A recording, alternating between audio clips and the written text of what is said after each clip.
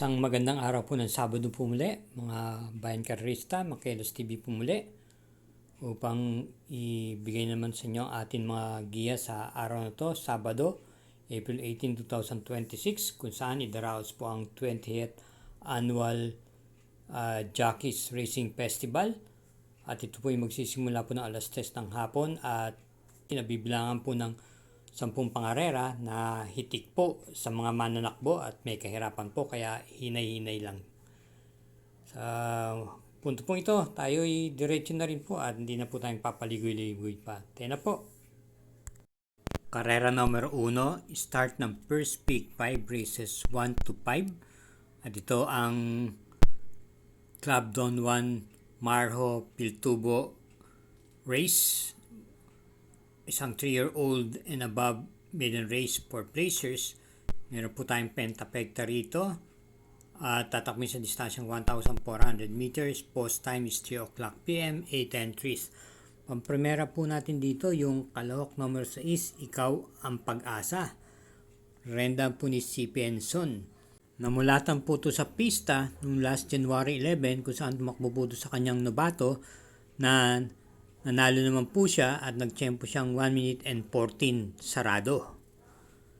At bilang panigunda po naman natin dito yung kalahok numero 8, Sense of Joy, na matagal-tagal na rin po ito dito sa maiden race. At ito naman po ay meron din na italang panalo sa kanyang novato race noong last January 9 kung saan nanalo po siya at nag-champ po siyang 1 minute and 15 sarado. At bilang panersera po natin dito yung kalahok numero 2, We Hear You. Ito naman po ay rerendahan po ni M.A. Alvarez. Nakapagtala rin naman po ito ng kanyang panalo sa kanyang barrier race noong last March 21 kung saan nag-champ po siyang 1 minute and 15.6 at huganda rin po nanalo. At basta kanyang tinakbo ron, mukhang ito'y naipipacing at naiparirimate. Kung titignan po natin, ang mga prebang na itala po nila ay halos di nagkakalayo. Gayunpaman, sa ulitin po, pampremera po natin sa karera numero 1, yung kalahok numero 6, Ikaw ang Pag-asa. Panigunda yung numero 8, Sense of Joy. At panersera yung numero 2, We Hear You. Karera numero 2, start po ito ng winner take all. Races 2 to 8. May distansyang 1,400 meters. Isang class 5, 17 to 41 group split. Ang Anthony Eugenio race with Super 6. At meron tayong 12 entries. Ating pong papremera rito yung kalahok numero 10, Gold Rush, na muli pong papatnubahan ni Y.L. Bautista. Mukhang nagagamayan niya po ito. Ito po ay may taglay pong rimate at naipipacing din itong kabayang ito noong last April 4. Ito po ay dumating lamang po ng panlima sa karerang pinalunan po ni Balibel. Panigundo po natin dito yung kalahok numero 3, Supreme Dynasty. Papatnubayan naman po siya ni CB Diala from J.A. Pastoral. Last run niya noong March 31. Na kwarto pwesto naman po ito kay Primero Soldado. Ito po ay isang rematista. At bilang panersera po natin dito, yung kalahok numero 7, Limon Sudan Falls. Ito po ay papatnubayan ni JB Bakaykay at may takbo po din itong nakaraan kung saan ito po ay dumating po ng mga bandang pang-7 sa kanyang naturang nilahukan karera. Kaya para rito sa karera numero 2, pampremera po natin yung kalahok numero 10, Gold Rush. Panigundo numero 3, Supreme Dynasty. At panersera numero 7, Limon Sudan Falls. Karera numero 3. Ito po ang start ng Pick 6, races 3 to 8. At may distansyang 1,400 meters. Ang class 5, 17 to 41 group split. Ang MJA Arakel race. At meron tayo ritong 6 na kalahok. Pampremera po natin dito yung kalahok numero 5, National Treasure, na isa pong dirimate at papanubayan po ni GL Ciego Jr. At ang ating na pong napipisil na panigundo rito ay numero 1 Shadow of Sipokot. Si RC Tabor naman pong rerenda na may taglay naman pong remate. Hindi po ako nagkakamali, itong huling takbo niya po ay dumating po ito ng segundo pwesto. Kaya para rito sa karera numero 3, pampromera yung kalok numero 5 National Treasure, panigundo numero 1 Shadow of Sipokot. Karera numero 4, start po ng second winner take all, races 4 to 10. At ito po ang Napoleon Magno Trophy Race.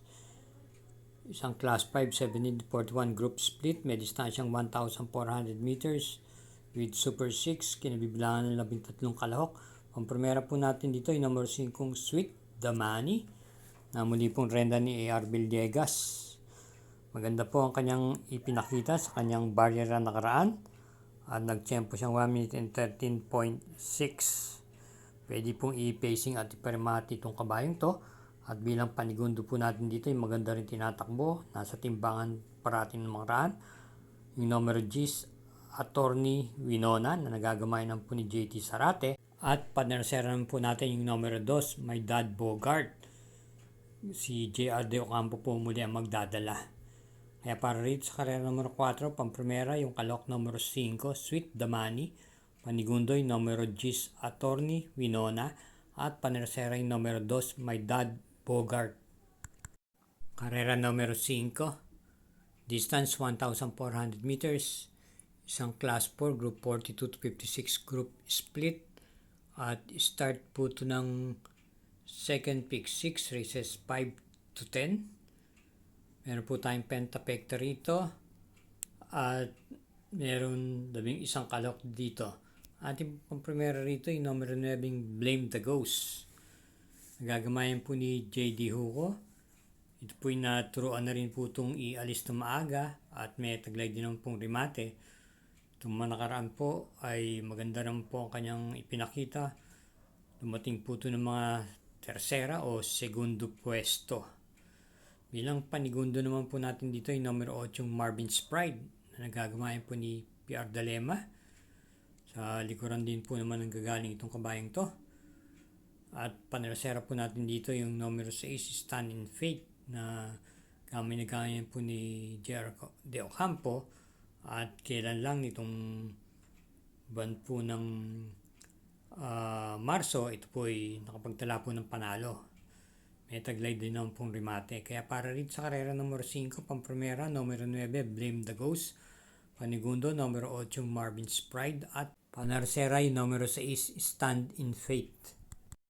Atin pong paalala lang muli na huwag po tayong makakalimot na kagalingan natin mag-subscribe, pakishare na rin po.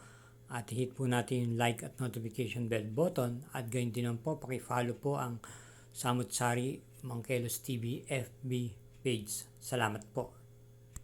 Karera numero 6, ang Pilracom Cup Race. Isang class 4, group 42 to 56 group split with Super 6, distance 1,400 meters. Pick 5, races 6 to 10, distance 1,400 meters, 10 entries, ang coupled yung numero 2. Pampremera po natin dito yung kalok numero 4, Houdini, na may remati po ito at nagagamayan po ito ni JR De Ocampo. Bilang panigunda naman po natin dito yung maganda rin na kinikilos, yung numero 5 Captain Bob. Gamay na gamay naman po ni Jackie Opi Cortez. At bilang panersera po natin dito, yung kalahok numero 3 Mahusay Ay na Darimate. J.A. Gusim rin po ang rumerenda rito at nakakagamay. Kaya para rin sa karera numero 6, ang pili po natin pampremera numero 4 Houdini, panigunda numero 5 Captain Bob at panersera numero 3 Mahusay Ay. Karera numero 7, start po ng Pick 4, races 7 to 10 with pentapekta. Distance 1,400 meters, ang class 5, 17 to 41 group split. Another Pilracom Cup Race.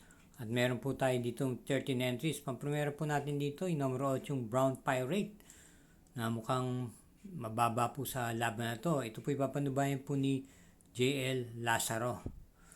Bilang panigundo natin dito ay nagbabalik pistang may buti naman yung numero 11 Money for Bifani.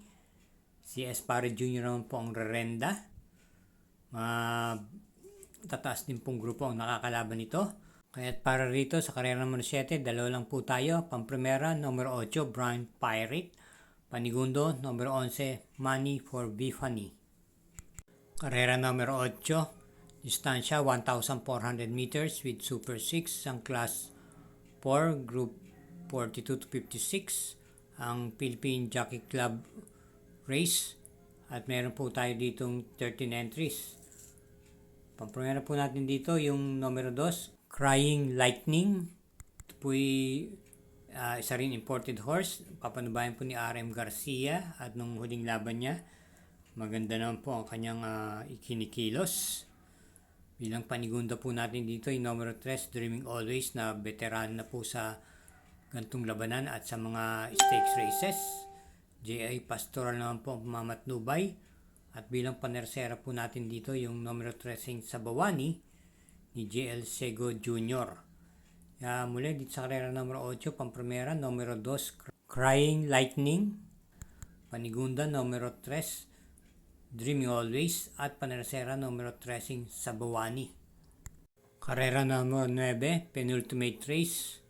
Isang class 4, group 42 to 56 group split, Manila Horsepower Race with Pentapecta, distance 1,400 meters, 13 entries. Pampremera, yung numero 6, Boss Ako Naman. Gamay na gamay po ni Pierre Dalema itong kabayang to na iuuna sa harapan at na iparirimati rin naman. Bilang panigunda rito yung imported horse numero 3, Tadeus.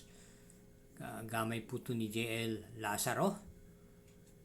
At bilang panersera po natin dito yung numero 2, Big Battle, na muli pong trenda ni si Penson. Ipipacing po itong kabayang to at may dating po ito sa diretsahan. Kaya para dito sa karera numero 9, pampremera, numero 6, Boss Ako Naman. Panigunda, numero 3, Tadeus. At panersera numero 2, Big Battle. Karera numero 10, last daily double. Para tingnan po ito ng second winner take all. Second pick 6, second pick 5 at pick 4. At may distansyang 1,400 meters, isang class 4, group 42 to 56 group split. At ito po ang Konsehal Mart Ryan B. Ponce race.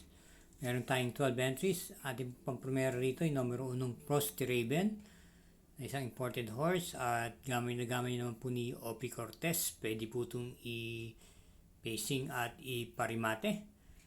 Bilang panigunda po natin dito yung madidihadong numero 8, Catania. Ito naman po ay nagagamayan ni RC Baldonido at may buti rin naman po ito.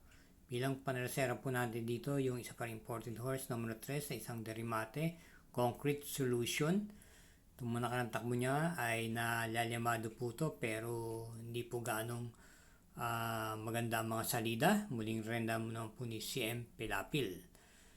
Kaya para rito sa karera numero 10, pampremera, numero 1, Frosty Raven. Panigundo, numero 8, Catania. At panersera numero 3, Concrete Solution.